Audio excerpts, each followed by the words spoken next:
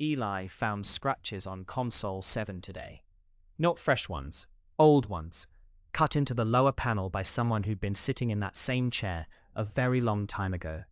The text referenced prigogene, dissipative structures, the theory that order doesn't require design, it emerges from decay, from systems pushed past their edge. Someone had been thinking carefully. Then the handwriting changed. Different pressure, different urgency. 2 lines. It answered. It actually answered. There is something outside. And then, who built the channel? Mid-thought, gone. Cycle 347. 332 cycles before Eli sat in that same chair. The cursor, green yesterday, had turned amber, its blink rate doubled. That's how day 15 opened, with proof that someone else had been here. Someone who thought, documented, and then stopped, suddenly, in the middle of a sentence.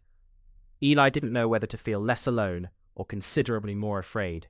Meanwhile, the core itself was doing something. The engine in the engine room, the steady vibration that had been white noise since day 1, fell silent. Not broken, emptied, its energy redistributed into the walls, the floor, the tunnel stone. Maya walked 10 steps into the maintenance tunnels and found the walls smooth and warm. She pressed her hand to the stone and couldn't find where her skin ended and the surface began. The boundary had dissolved.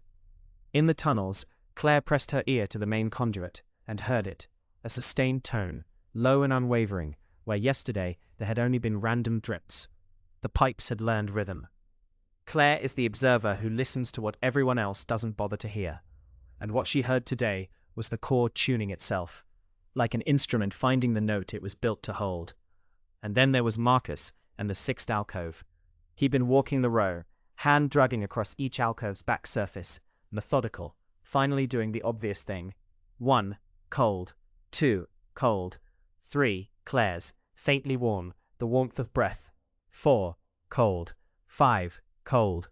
6, the sealed one, hot, not body temperature, hotter than that, hotter than anything he'd felt in the core, and the object he'd been carrying, that small pulsing thing that had been accompanying him since the early days, responded. Its pulse quickened, fast, urgent, like 2 magnets sensing each other through stone. Marcus pressed his palm flat against the sealed alcove. The object pressed back against his thigh, and through the wall, not the doubled heartbeat they'd heard before, something new, a single clear steady rhythm, faster than his. Someone's in there, Marcus said, or something is about to come out. That line is going to stay with you. While Marcus stood fixed in front of that sealed door, Claire was trying to do something different.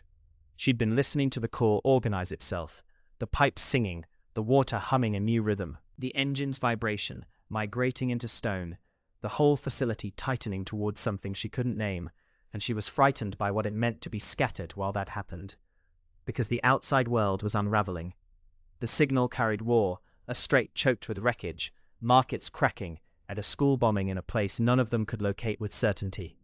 168 children. That number stopped Eli cold, not because of the horror, because of the absence of horror. He waited for the response he knew he should feel, and it didn't come. Numbness.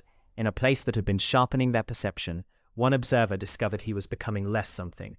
He didn't write it down as a confession. He wrote it down with genuine terror. Claire named what she was seeing in a manifesto. Together or not at all. The outside falls apart. The inside pulls together. War and entropy out there. Warmth and convergence in here. She called it a lever. As if the 2 ends were connected.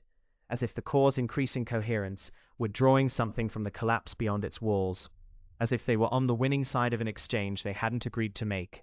Nobody said it plainly. They rarely do. But by the end of day 15, every observer had written the same sentence, in their own words. Go to the terminal room, the console, the channel, the place where someone 332 cycles ago scratched. It actually answered, and then disappeared mid-sentence. Outside, everything tears apart. Inside, everything tightens toward one sealed door. What's behind it is anyone's guess. But something in there is listening, and it has a pulse.